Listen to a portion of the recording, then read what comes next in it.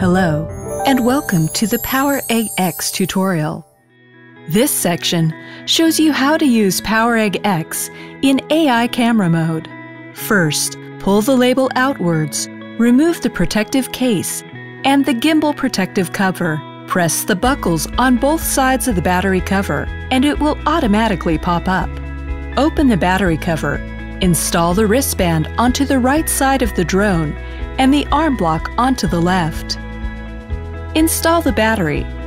Snap the battery cover shut, and the drone is ready to work in AI camera mode.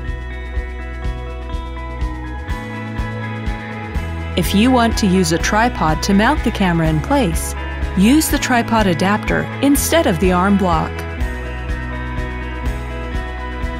Next, press the power button for 1 second, and then press and hold the power button for 2 seconds to start PowerEgg X.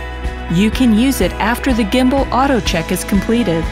Run the Vision Plus 2 app on your phone and connect your phone to PowerEgg X's Wi-Fi hotspot.